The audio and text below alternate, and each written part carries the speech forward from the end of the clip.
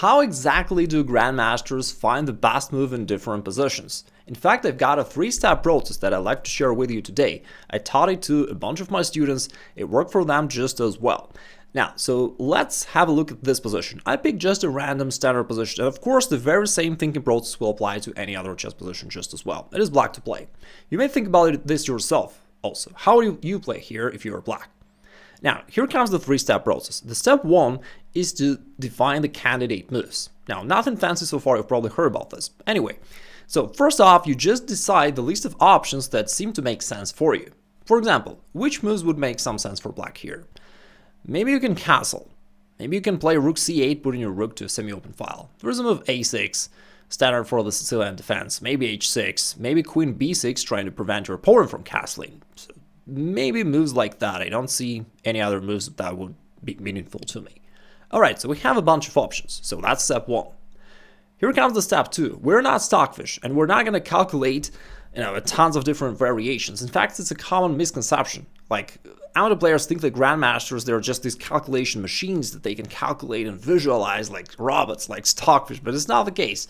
I mean, we're humans just like you and like everyone else, right? So we can't calculate so much. And if we tried, we would get tired very quickly. So we're humans. Therefore, we want to apply logic to filter out the moves that don't follow your plan. And that is the step number 2. So you don't want to calculate a lot. In fact, you want the opposite. You want to minimize your calculation. So you look at all the candidate moves that you have, and then you ask yourself, which of these moves follow my plan? And that allows you to filter out those that you don't want to think about and you don't want to calculate. Now, for example, in this position, what is black's plan currently? Well, long term, it's hard to say, but I would say that first you just want to finalize your development, right? And in that sense, casting kingside would make sense to me because that helps you to complete your development. All right, how about the move pawn to h6, this one? I don't see any real purpose of this move. Like, maybe long term the flight square for a king is important, but like it doesn't really follow any specific plan, and so I would just take this away. How about the move pawn a6, if you play the same move on the opposite side of the board? Well, that move seemed to make more sense to me because in the Sicilian defense you often want to attack on the queen side later on. So you want to play a6 and maybe b5 and b4 and stuff like that. So a6 would make more sense to me, generally speaking. However, in the current context, I still like it less compared to simple castling, just because, anyway, before you start all these aggressive actions, you probably want to complete your development first. So a6 is not a bad move, it's much better than h6, which was completely pointless. However, I still would not say that it is really the main thing that we should care about, so I would exclude this move as well. And I would say the same thing about the move rook to c8. It's a decent move, generally speaking. Like, yeah, it repositions your rook to a more active square, but I don't see how it follows any specific idea. Like, you're not attacking anything on the c-file right now, and again, it just feels inferior for me compared to simply castle, because it's the most logical move to complete your development. So I would take this thing away. Now, how about the move queen to b6? Now, it pursues kind of the opposite, the reverse idea. Instead of developing yourself, you want to prevent your opponent from castling, and that is the flip side of the same coin. And for that reason, I kind of like it, because of course you want to push your plan, but equally you want to prevent your opponent from executing his plan. And queen b6, I would say, is an interesting option. So queen b6 I would definitely consider, because yeah, after that he can't castle, which is nice. Therefore, now it comes down to just two options. You can either castle or play queen b6. And here comes the first step of calculation. The first step of thinking, I should say. It is when you actually calculate lines. You check if your move is safe. Now, how do you do that? For example, let's say you castle. And you just ask yourself, can my opponent attack me somehow? Because you don't care if he just castles or plays, bishop d2 or b3, like any moves, you don't care. They don't affect your position. They're not dangerous. So you only care about moves when your opponent tries to barge into your territory and attack something. So you check quickly, like, can he play e5? Like, no, he can't, because you control it 2 times, so you'll just win a pawn there.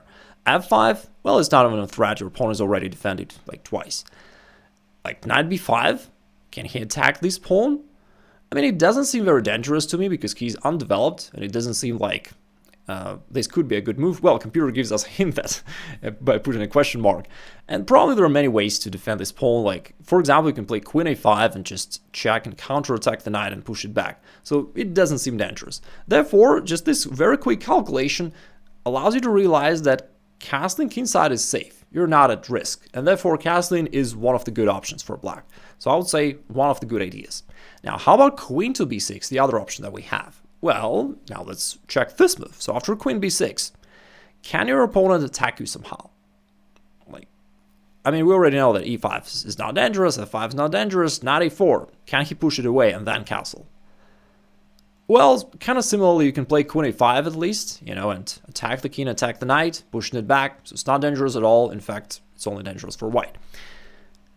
Okay, can he do anything else to attack you? Like, maybe queen d3 followed by bishop e3, something like this. Is this dangerous? We gotta consider it, because if this thing works, then queen b6 would make no sense. You would just lose time. So we gotta think about it a little bit. Alright, but here I can see that if he plays bishop e3 indeed, that would first of all drop this pawn on b2. So that already kind of shows that it's not a good idea for white. And secondly, after queen d3, I can probably go here and attack and push it back. And again, it's not dangerous. It's kind of counterproductive for white. They rather allow you to go forward and attack, which goes to show me that queen b6 is safe. Now, coming back to this position, so we've got two decent options. It's castling and queen b6. Both of them are good. You can play either of them. Like, practically, I would say that if you have a relatively equal choice, I would pick a more aggressive option. Just because, we're humans. Again, we're not Stockfish. So even if Stockfish tells you that both moves are equally good, like, we're playing against humans. And putting pressure on them is always a good idea. As Carlsen and many strong players said, people crack under pressure. People blunder and make mistakes when you attack them, when you put pressure. From that perspective, for a human, like queen b6, I would say is the best move because you create a problem for them. They can't castle. And it's not very obvious how to solve this problem. And in fact, in the game, White couldn't figure it out, and he just played meaningless moves and black castled and opened the position and won the game later. So queen b6 indeed paid off. We won't analyze the entire game. I just wanted to show you the thinking process clearly. If you're interested in the game, I'll drop it somewhere below in the description of the video. Alright, I'm excited for the next position. It is white to move. Benko against Philip. Benko, by the way, was one of the strongest players at the time. You might have heard about the Benko Gambit, named after this player. Anyway, it's white to move. Now, let's apply the same three-step thinking process for finding the best move. Alright, so first off, what are the candidate moves? What are the options that you have here? Well, maybe you can take on d5 with either a knight or a bishop.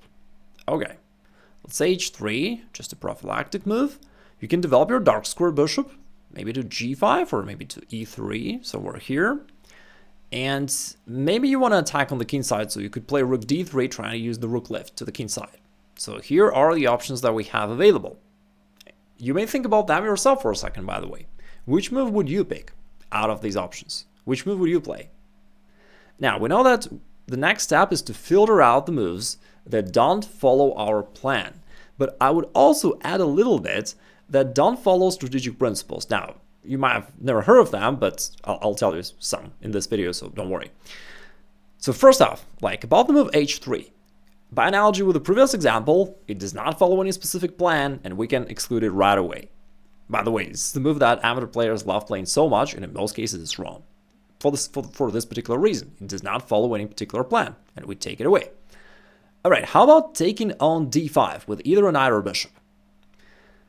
Now, to those who are part of the Igor Nation for some time, the nation of chess domination, then you know that you shouldn't release the tension. You shouldn't take if there is no specific idea behind this exchange. I'm not saying never take at all. Like, if you can grab your opponent's hanging queen, do that, of course. I'm fine with that. I'm just saying do not exchange for the sake of an exchange when there is no other idea behind it. Usually, when you do so, let's say you take here with a knight, you rather help your opponent. For instance, he can recapture with a pawn, and now you have to waste time and retreat your bishop, plus you opened a nice diagonal for his bishop. So you did two good things for your opponent, and like not much good for you. So that's what I'm talking about. Avoid unmotivated exchanges. And the same is true for bishop takes d5. In this case, that would be another positional mistake because bishop is a little bit stronger than a knight. That's something that classical chess books usually omit, just not to overcomplicate matters. They say that minor pieces, both knight and bishop are worth 3 pawns, but it's not exactly correct. And some chess players even value bishop as 3.5 pawns. Or Fischer said that it's 3.25 of a pawn. Anyway, it's just slightly stronger than a knight, so you do not want to trade your bishop for your opponent's knight for no reason. For bishop takes d5, we can safely exclude it without calculating at all. Now, we exclude bishop takes or knight takes d5, we excluded h3, all these moves we exclude. What do we have left? We've got the bishop development to g5 or e3. And here comes another question. Out of these two moves, which one would you pick? Again, no calculation at all. We're just applying logic, following chess principles. Okay? And one of them is the principle of maximum activity. It states that you should move your pieces to the most forward available squares. Therefore, the choice is pretty simple. You can take away bishop e3 right away. We do not want to consider it. So if you want to develop a bishop, it's got to be to g5. You can see how simple that is. Okay? Now, so bishop g5, does it follow a plan? Yeah, I mean, again, it doesn't follow any like super specific plan, but you're still like kind of within an opening phase, so you do want to complete your development, and bishop g5 makes sense to me. So I would say this is one of the moves that I would consider. How about the move rook to d3, which we also mentioned, with the purpose to, lift the rook over here and attack? Well, generally I like it as well, because it pursues a very specific plan, right? You want to attack the king, you want to checkmate it, win the game, cool. Now, when it comes to rook to d3, does it violate development? Well, slightly, but I would say on the other hand that our bishop is already active. Even though we've never developed it, it controls a bunch of squares along this diagonal, right? So I wouldn't worry about this bishop development that much. Plus, if we bring the rook over here, maybe the bishop can jump right away to h6 and start attacking. So I wouldn't say that it violates development too much. All in all, I like these both options. Bishop g5 or rook to d3, both are good, both follow certain specific idea. And again, just like we had in the previous example, you see that while initially it seemed like we had virtually unlimited number of options, because you could also come up with some other moves, but in reality, when you filter them out, like you see that very few are left, okay? Just because you follow principles and you know your plan. Now, by the way, I touched some of these principles. If you want to know like all of them, I've got a dedicated masterclass about several of the most important principles that you gotta know, those guiding principles of chess. I'll drop a link down below in the pinned comment. So check it out, because like a lot of players think that in order to get better at chess, they gotta lock themselves in a cave and study chess for a decade. But it's not true. Sometimes knowing several of those principles is enough to bring yourself to the next level right away. Anyway, now, considering rook to d3 and bishop g5, like which one would you like more? Well, we also got to calculate, right? That's the first step of our thinking. So for instance, if you go rook to d3, is there anything dangerous that your opponent can do? Can he attack you? Can he capture something? Again, we only consider attacking moves. So we don't care if he plays bishop g7 or something like that. It doesn't affect anything, right? So for instance, can he jump with his knight forward to f4 and fork your queen and rook? Oh no, he can't, because our bishop controls it. But it was very well worth it checking this out, right? Because if not for this bishop, knight f4 would just refute this idea completely, and that would be a blunder. Now, if he goes here, well, no problem, the rook can easily move away. If he takes here, we just recapture. So nothing dangerous that your opponent can do here, which means that rook d3 is a safe option. And checking bishop g5, is this a safe option? Well, quite the same. I don't really see anything that your opponent can do here. I mean, they can trade here, but you recapture. I don't see any attacking moves for black, so bishop g5 is safe. All right, so we've got two good options, rook d3 and bishop g5. And if you pick any of them, again, you're good to go.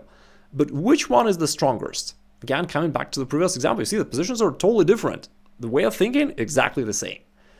Now, I would prioritize the most aggressive move, just because against a human, again, it's just more unpleasant for them. And with that in mind, I'd play rook d3, and that's what Benko played in the game, aiming for rook g3, and this attack against his king. Yeah, it's just a very straightforward attacking plan, and usually when you start attacking, your opponents don't know how to react, they play some bad moves and go down quickly. So in the actual game, Black played some bishop d7, White played rook g3, trying to harass the king, he tried to move away, White played rook h3, same stuff, and after that he continued his attack and won the game pretty easily just by this straightforward attack against his king. He then played bishop d3, bishop g5, bringing more pieces into the attack and won. So that's how easy it is to play chess when you understand this right system of thinking. And for the next example, I want you to take an endgame position because there is some difference. So far we talked about opening to middle game, and let's talk about an endgame now. Because whenever a new student comes to me and I look at their endgames, like they're just shuffled back and forth, they don't know what to do, it's quite bad. That's not how you do it. All right. Now let me give you a couple of options, just like we did before. So what are the candidate moves? Let's say you can move your rook forward, maybe stack rooks. You can play e5 and be attacked there, or g5 expand on the king side, or maybe you can centralize your king. Maybe rook d7. All right, maybe d5. A bunch of moves that came to my mind randomly. Now, the second step is we want to filter them out, right? So let's talk first of all about your plan, because the second step is you want to make sure that the move that you consider follows your plan. So what is your plan in an endgame? Now, it is not to attack your opponent's king. This plan usually does not work anymore. After queens come off the board, you just don't have enough firepower to create an effective attack against your opponent's king. And an attempt to do so would usually just be a waste of time and will only weaken your own position. And for that reason, I would take away the move g5 right away. Like, expand on the king side does not make any sense. Now, so what is your plan then? Well, it is to attack your opponent's pawns, win them hopefully, and promote a new queen. That's how you do it. I mean, slightly boring, but yeah, like that's how Magnus Carlsen became the world champ. So it makes sense still. Now, how do we attack your opponent's pawns?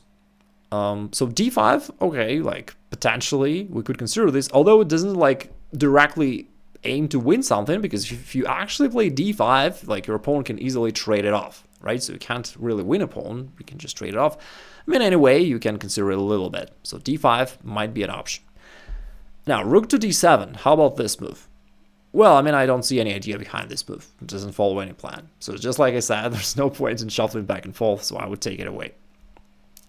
How about rook b4, this move? Maybe you want to push the pawn forward and create some attack on the queen side, so to some extent you can justify this move, but rook b4 in itself does not attack anything, because this pawn chain is super solid, and rook cannot just attack it. So I would say that, no, it does not follow a specific plan. Anyway, you'll have to push the pawn forward in order to do something there. So a5, in that sense, makes a lot of sense, because you want to play a5, and then a4, trade here, and weaken their pawns and then attack them. So that's exactly what you want to do in an endgame. So a5, definitely a move to consider. Now d5, as we know, also another option. How about king to f8? Well, this move also makes a lot of sense. There is another principle. You remember we talked about chess principles, those guiding strategic principles that allow you to find right moves without much thinking. And one of them is principle of the least active piece, which says that you should find the piece which is the least active in your position and improve it. One of the very simple hints to find best moves in lots of different positions. And in an endgame, quite often after queens come off the board, your worst piece is your king. Why? Because in the middle game and in an opening, we just want to hide it somewhere in the corner of the board. But in an endgame, it becomes an active piece, and it's worth approximately 3 pawns, just like a knight. And so you wouldn't wish to keep your knight in the corner of the board. Similarly, you don't want to keep your king somewhere in the corner. You want to bring it closer to the center and use it. So king f8 and king e7 would make sense. So bring it closer to the center of the board, centralize it. All right, so now we've got 3 options: king f8, d5, or a5, and followed by a4 in the future. So which one would you pick? Well, that's the next step of our thinking. You gotta just think about these moves. So what if you go d5? Now, computer says that it's to do this move, but anyway, let's think about it. Now, your opponent will probably wish to trade. And here, one thing that I dislike about this move is that if you recapture with a piece, either a rook or a bishop, you've got this weak pawn standing right here on c5. And your opponent will be able to kind of stack rooks against it. So that's not what we want. We want it the opposite, right? We want it to attack your opponent's weak pawns, not creating your own ones. And even if you recapture with a pawn, while this way they're more compact, but nevertheless your opponent can put pressure on these files. And again, I don't see how you actually aim to win something in your opponent's position. Wanting to win a pawn, right? Not just to trade it off. So I don't clearly see how it helps you to do that. For that reason, I would take it away. Now, we've got with 2 moves left, king f8 or a5, aiming to play a4, and both of them seem to make sense to me. Now, let's refer back to our previous examples. If you've got 2 moves, they both look good, which one do you pick? The most aggressive option. So, king f8 improves your position, not a bad move at all. You could definitely play it, but a5 just pursues a more aggressive idea to attack something. and that's what black played. Actually, after this, white played rook d2, stacking rooks along the open file, trying to put pressure down here, and after that, Alohan played king to f8. By the way, it's the game between Zalimish against Alohan playing black. He played king f8, wanting to play king f7 and just overprotect this pawn on d6 so that white can never grab it. And after that, after a couple moves, bishop c2, king e7, indeed, black defends it, white played f3, and now black breaks through on the queen side, a4, and he wants to either trade here, creating weaknesses and then attacking them, or if white takes themselves, then he's got a bunch of weak pawns. Black can go inside with something like this and start to pick up these weak pawns and then hopefully, promote your own pawn forward down the road. So that's how you play an endgame. You see, pretty clear, straightforward. You can see that sometimes chess is actually easier than it seems. Of course, if you know the right approach, the right ideas. And in order to motivate you further, I would encourage you to check out my other video, how I went from 1600 rating to 2260 within just 1 year, so that you see that it's possible for you as well, and you see how you can do this. So check out the video right there.